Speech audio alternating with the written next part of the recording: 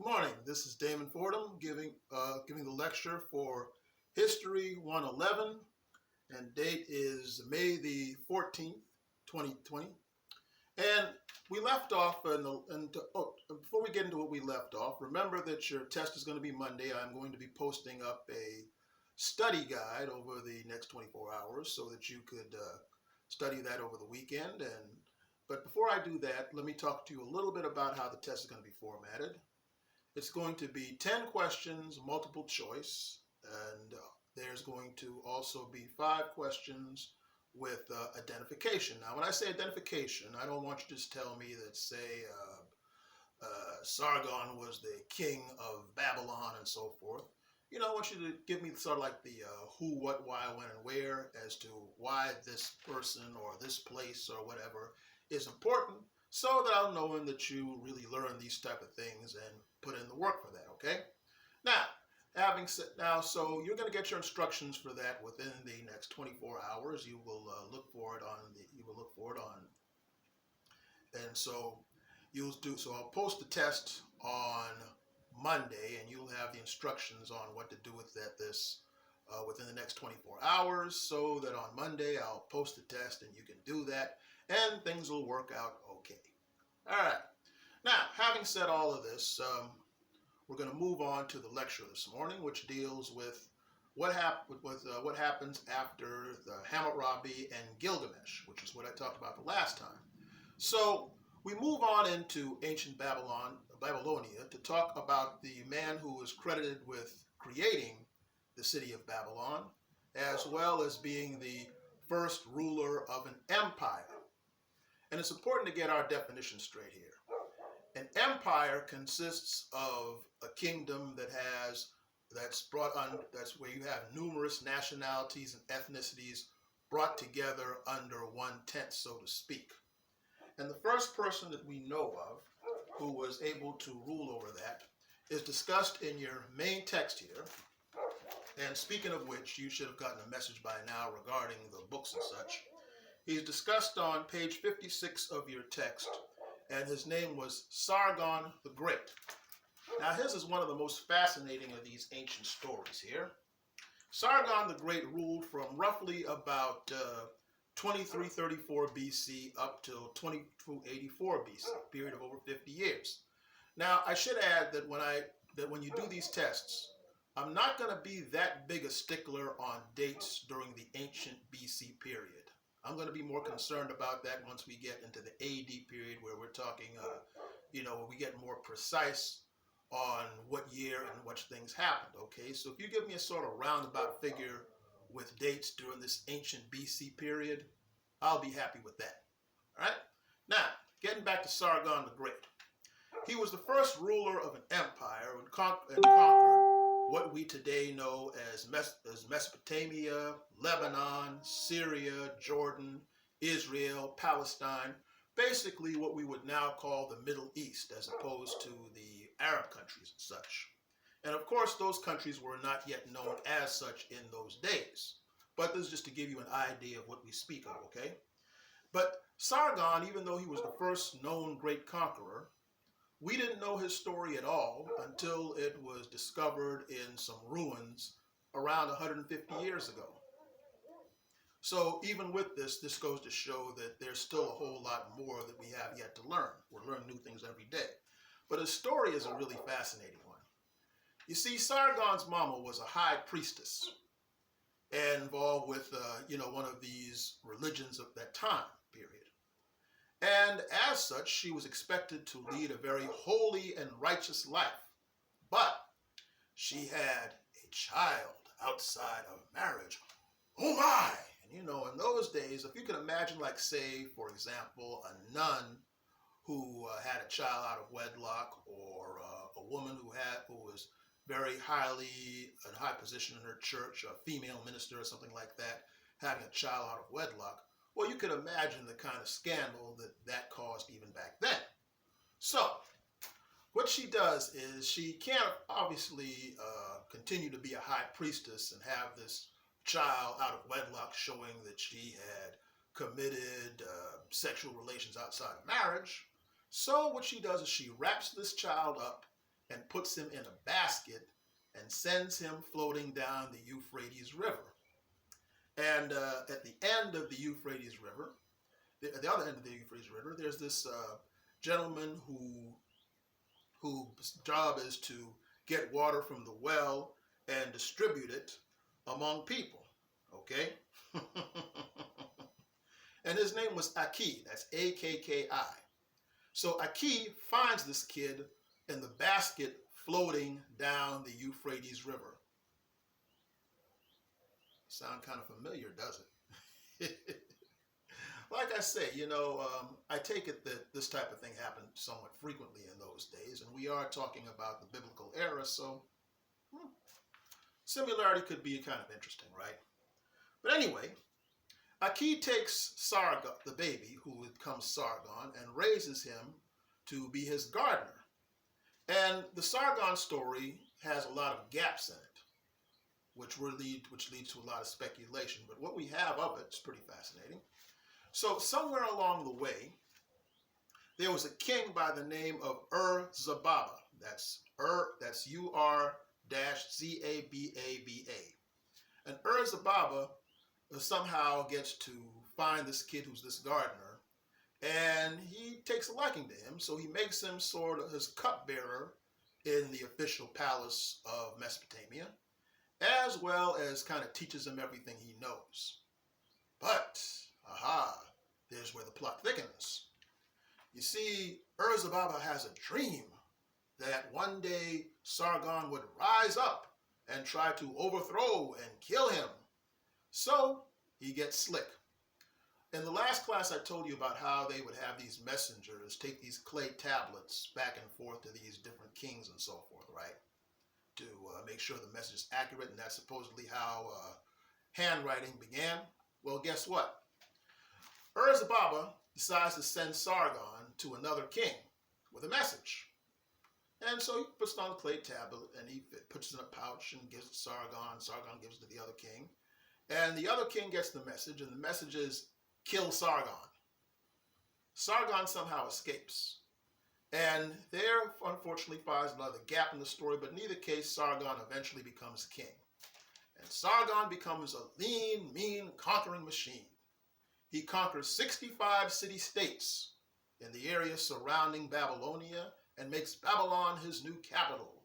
And he's literally like Julius Caesar or Alexander the Great or Napoleon or one of these guys. He's like the foundation of those kind of leaders. That's just taking over stuff all over the place. And he has a very efficient system because guess what? He takes the system of messaging and makes it the first known postal service to humanity. He has a system of messengers who takes these clay tablets and sends them to a particular group, a particular person. And it's like the first mass communication system. Brilliant guy. But unfortunately, he is somewhat tyrannical because rebellions pop up all over the place, obviously, in the midst of his conquests and such. But the thing however, though, he manages to keep this kind of thing under wraps. But the common people love him because his story makes him easy to relate to among the common people, and they tolerate his excesses. And you're going to find that a constant thread throughout history. So he dies after ruling for 56 years. The first great conqueror. And he dies of natural causes too. And he has a grandson named Naram-Sin who also becomes a conqueror too. Now, what's really fascinating about this is that he has, that it's either him or Naram-Sin is believed to have been the Nimrod described in the Old Testament in Genesis 10:8.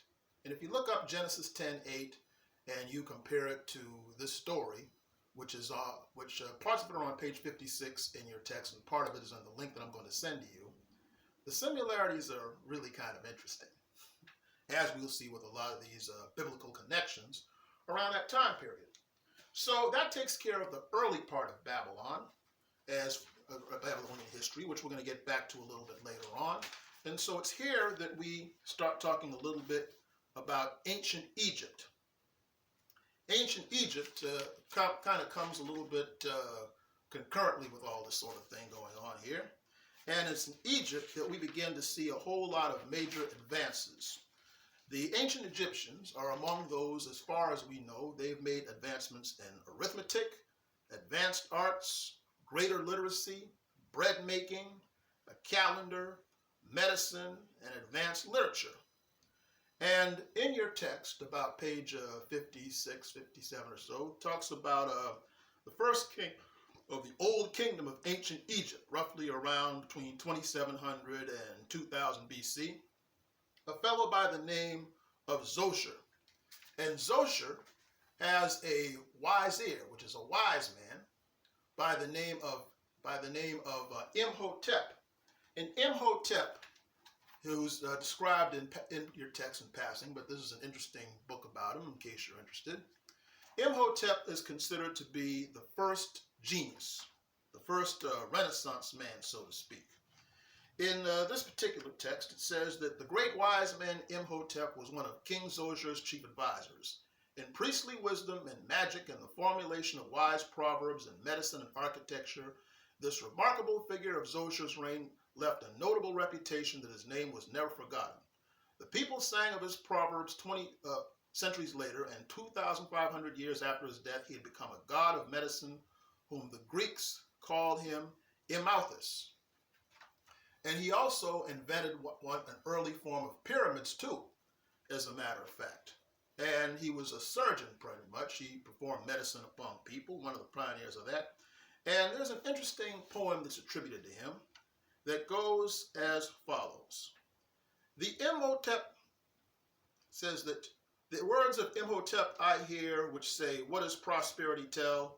Their fences and walls are destroyed, their houses exist no more, and no man cometh again from the tomb to tell of what passeth below. Ye go to the palace of mourners, to bourne whence none return. Strengthen your hearts to forget your joys, yet fulfill your desires while ye live. Anoint yourselves, clothe yourselves well, use the gifts which the gods bestow.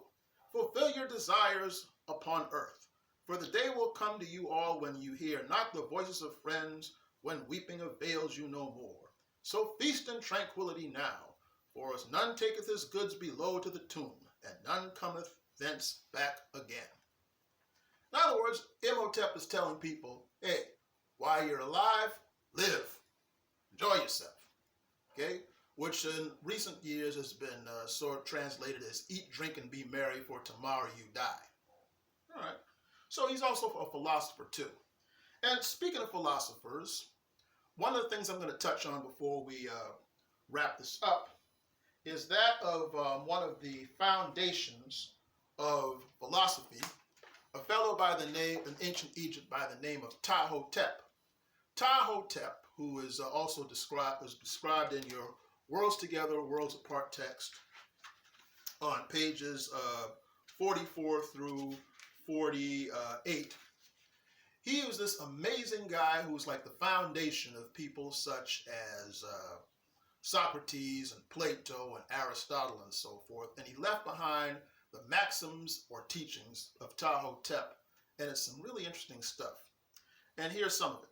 The basics of the text, which was written about 2300 BC, is that he's this old man, wise man who's about to die, and he calls in his son.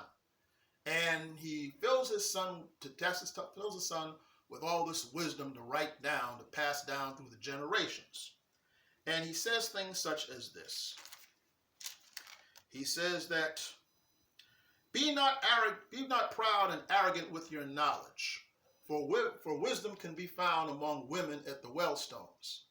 In other words, he's saying that everybody knows something, and that you should never act like you're so high and mighty and arrogant when you're smart, because even when you're smart, there's still some things that you don't know. Okay? Let no man inspire men with fear. Let one provide a sustenance for them in the lap of peace. It will then be that they will freely give what has been torn from them by terror. In other words, if you rule people through fear, that's not a good way to rule. But if you rule with love and kindness, it will be reciprocal. And that's one of the first times we hear of that kind of idea in human history that we know of. Be active during the time of thy existence, doing more than is commanded.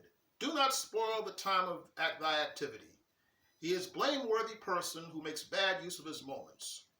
Do not lose the daily opportunity of increasing that which thy house possesses. Activity produces riches, and riches do not endure when it slackens. In other words, use your time wisely, okay? And it's full of, and so he goes on, if thou takest a wife, let her be more contented than with any of her fellow citizens. She will be attached to thee doubly, if her chain is pleasant. Do not repel her. Grant that which pleases her. It is to her contentment that she appreciates thy distinction. Well, all right. But on the other hand, if thou art a son of the guardians deputed to watch over the public tranquility, execute thy commission without knowing its meaning and speak with firmness. So, in other words, be kind, but know when to have limits. So Ptahhotep is like basically the first wise man, the first known wise man and philosopher to put his thoughts down on paper. And, you know, it's in your text, so you can read it to study for the upcoming test a little bit. But still, though, if you read it, a lot of it still has a lot to say to us over 2,500, or some almost 5,000 years later. And it just goes to show again that, you know, in spite of the differences in time period, the ancients have a whole lot to teach us. And nowadays, when a lot of people are unsure of direction and things like that, might do us well to listen sometimes, okay? So with that being said, this is your lecture for this morning. Go ahead and check out the links, and I will be posting the study guide very shortly, and enjoy your day.